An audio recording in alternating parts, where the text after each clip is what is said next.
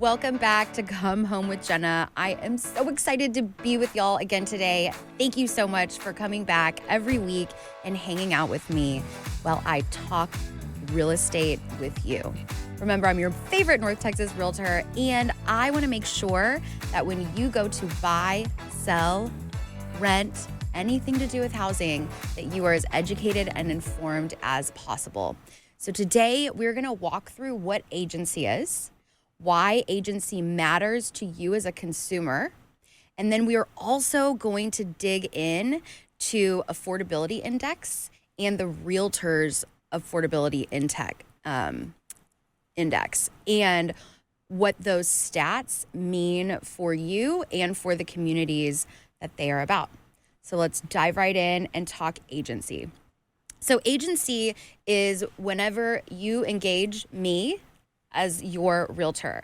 So we are going to have a contract basically that says I am representing you. You can head back to the previous episode or two back maybe, and I go over that contract in depth with our friend Michaela. So that is a good recap for that. So what is agency? Agency is a legally binding relationship, and it includes fiduciary responsibilities. So I owe you, once you are under contract with me, obedience, disclosure, confidentiality, accountability, reasonable care, and diligence.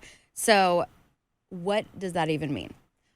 Let's talk about obedience. I might present you as a seller with two competing offers, and my job is to present both of those offers to you.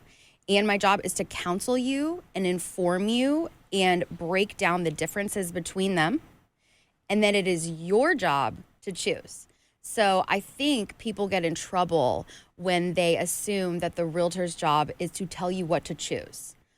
I will give you my input, but the decision is ultimately yours. And as your agent, I will obey your wishes as far as what we need to do to either sell or purchase that home. Loyalty. So this one seems very cut and dry, but sometimes when you are working maybe both sides of a deal, that's where it can get hairy. So loyalty is it is my job to put my clients' needs, wishes, and best interests above everyone else's. So above even my own. So that is super important. And that loyalty, it doesn't go away once you close on a transaction. So that leads us to disclosure. And it is my job to disclose all material facts, everything that I know. But after disclosure comes confidentiality. So anything that I learn about you, your finances, personal leanings that might make you have a leg up or not in a real estate transaction, it is my job when I'm representing you to keep all of that information confidential. And that information stays with me forever. Even after the transaction is over, I will still be confidential. So I had a really interesting story on one of my recent listings, and the other agent, so I was the listing agent, and the buyer's agent kept asking me why my clients are moving. Why are your clients moving? Why are your clients moving? And quite honestly, that is not his business. It's not even really my business, but I did know why they were moving. And it's not my business to share. Like, that is the type of information that you want your agent to keep confidential if you want it kept confidential. So my clients did not want me disclosing why they were moving. And, I would never do that, even after the deal. The next thing is accountability. So we want to make sure that I have a great record keeping, that I know where we are in the transaction, that I have all of your paperwork, and that you can trust me to keep all of that in order so that we can get to that closing table. And the next thing, of course, is reasonable care and diligence. And that just means that I am continuing my education. I understand the markets that I'm working in and within, and I am doing the best job to my absolute top of my abilities to take care of you as my client. So when you get into an agency relationship with your next real estate agent, I just want you to keep in mind that this is just the basics. This is just our fiduciary responsibility to you as clients. And this is like the minimum. So if you are not getting this, you need to interview a new realtor because this is by definition what you need to look for. So let's shake it up a little bit and head to a quick break. And then when we come back, we're going to talk about affordability in the United States and affordability here in DFW right now. Welcome back, y'all. We are going to get right into the realtors' affordability, distribution, curve, and score. Now, this is a crazy topic, especially right now, because home prices have increased so rapidly over the past year, and they're holding, especially here in DFW. So the number of sales has decreased a little bit, but the affordability, that's what we really want to pay attention to, because remember, I am passionate about that American dream, and I want to help people become homeowners. So it's really important that I understand and that you understand what an affordability index looks like, what it's telling you. And if you are in a place where maybe you now have a work from home job and the whole country is open to you, you can work from wherever you want. This is a really neat tool that you can use to pick cities that might be more affordable than where you currently are located. And I love the freedom that comes with knowing what you can afford. So this is something that the Realtors Association puts out quarterly, and it kind of goes through. Each state has an index, and then each state has, well, their communities. So it's the top 100 most populated communities, like metro areas. So we're going to look at Dallas, Fort Worth, and Arlington today. Those are all lumped together, and that is where I work. And it's also one of those 100 metros that we're really going to pay attention to. So the difference between the Housing Affordability Index and the Realtors Affordability Distribution Curve and Score is that the curve and score measures housing affordability at all levels of income. And it also is looking at active inventory. So that means homes that are currently for sale, not under contract and not closed. So it's really giving us a snapshot of what the market conditions are and who could potentially be buying into that market. So if you look now in DFW, if your household brings in $100,000, so whoever's in your household, if that household brings in $100,000, you could afford 22.9% of all the homes that are currently listed.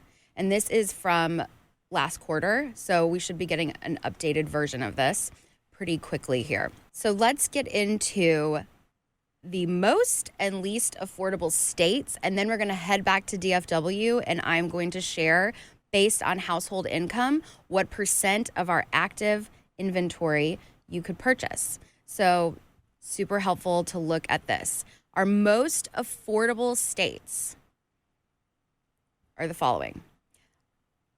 Which way should we go, backwards or forwards? So the number one most affordable state right now is Iowa. Number 2 is Ohio. Number 3 is West Virginia. Number 4 is Kansas. And number 5 is Illinois. So not Chicago specifically, but this state. Now, the least affordable states are Idaho, we're coming in, Utah, California, Oregon, and Washington. I'm looking at you, Seattle. So I think that's really helpful to take a peek at. And then let's go back and zoom into DFW. So I love the way that this becomes a lot easier. So if you live in Dallas, Fort Worth, and you make $25,000 a year for your household, you can afford 0.2% of all of the currently listed homes. If you or your household make $50K a year, you can afford 2.4% of all the homes on the market. We already talked about $100K. That's kind of where the numbers start getting bigger. If you make $125K, you can afford almost 41% of all the homes listed. If you make $150K, you are at 54.7%. Once we get to $200K, you can afford about 73% of all listed properties. If you are at $500K, you can afford about 93% of all the properties listed in DFW. And if you are lucky enough to bring in $500K or more as a household, you can afford everything that is currently listed on the market. Now, of course, this is just general information, so I don't have access to your bank statements, but your lender will. So this is just a starting place. And you can also go, this is all on NAR's website, and you can look at cities that are interesting to you and find what their affordability scale is.